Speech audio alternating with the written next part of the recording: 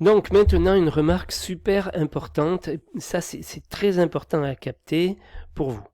Donc, ne sont pas joints les documents généraux qui font l'objet de publication, c'est-à-dire qui existent déjà, à savoir le CCTG, le cahier des clauses techniques générales. Ça c'est uniquement bon pour les travaux publics, hein, pas pour nous en bâtiment. Pour nous en bâtiment, ce qui nous concerne, c'est les Eurocodes. Ils font pas partie, vous les trouverez pas dans le dossier de consultation puisqu'ils existent déjà. Hein, soit sous forme numérique, mais soit vous pouvez les imprimer, je vous le déconseille, c'est énorme. Les DTU font pas partie du dossier de consultation puisqu'ils font l'objet de publication déjà, ils existent ailleurs. Le cahier des clauses administratives générales, le CCAG ou la norme 03001 ne fait jamais partie du dossier de consultation, encore que il arrive que sur certains gros projets, la norme 03 soit publiée et fasse partie du dossier. C'est rare mais ça arrive. Les normes, etc. Donc ça, si vous voulez, c'est un petit peu le même principe que nul n'est censé ignorer la loi.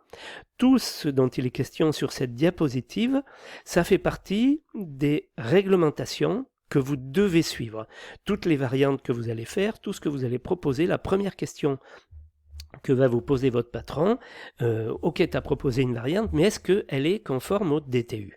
Donc ça sera une de ses principales interrogations. Donc vous l'aurez vérifié à la base, mais donc c'est la raison pour laquelle toutes ces pièces-là, c'est un petit peu équivalent à la loi, vous ne devez pas les ignorer, donc elles ne font pas partie du dossier puisque vous les connaissez. C'est de ce principe-là qu'on part pour faire le dossier de consultation et surtout, c'est la raison pour laquelle ces pièces-là n'en font pas partie. Par contre, c'est vrai que ça ferait un dossier hyper énorme, quoi. Hein. Voilà, donc les normes, les Eurocodes, les DTU, les fascicules. Alors là, j'ai fait une diapo pour les travaux de génie civil, donc pour indiquer que spécifiquement pour le génie civil, tous les documents qui sont au nombre de 35 là sont téléchargeables sur le site du ministère de l'écologie, du développement durable et de l'énergie, et donc que figurent là toutes les recommandations lorsqu'on a à traiter des travaux de génie civil. Donc il peut y avoir des pièces complémentaires dans le dossier de consultation, à savoir qu'elles sont nécessaires à l'intelligence du dossier, c'est-à-dire pour rendre le dossier quand même plus cohérent, hein, et elles n'auront pas de caractère contractuel. Par contre, hein, là, ça n'engage pas les gens qui l'ont écrit par rapport à vous, par rapport à l'entreprise.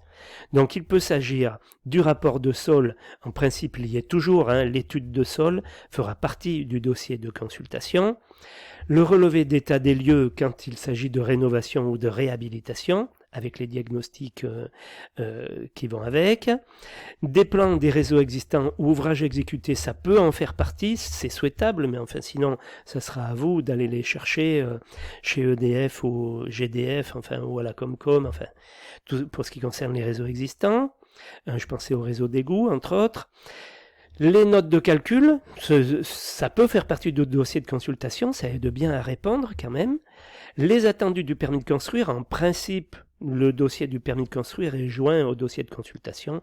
Comme ça, vous pouvez voir, vous, ce qui a été demandé et ce qui a été répondu. Ça vous aide bien à orienter votre réponse et à proposer des variantes, hein, ce permis de construire.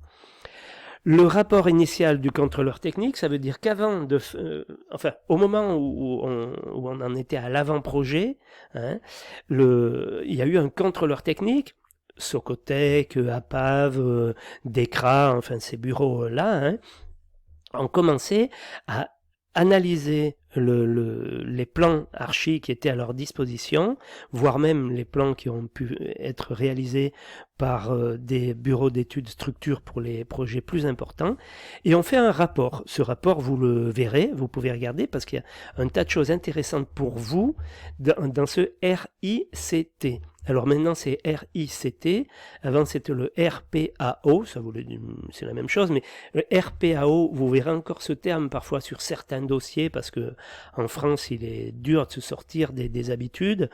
Aujourd'hui c'est plus le RICT, je vous conseille de le lire, ça peut et ça va vous aider à comprendre un tas de choses vis-à-vis des fondations par exemple, des planchers, voir pour le second œuvre les cloisons, quel type de cloison il faut. En principe c'est noté dans le rapport, dans le RICT, il va donc conseiller tel type de cloison, tel type de plafond ou tel type de fondation. Voilà, donc le RICT, c'est un document très intéressant pour vous, entre autres, mais tous les éléments du dossier de consultation, de toute façon, il faut les lire. Vous verrez avec le temps, vous y passerez moins de temps, mais il faut les lire au début, surtout les premiers, quand vous allez arriver en entreprise. Jetez un œil sur le dossier de consultation et un œil avisé. Donc commencez déjà en formation.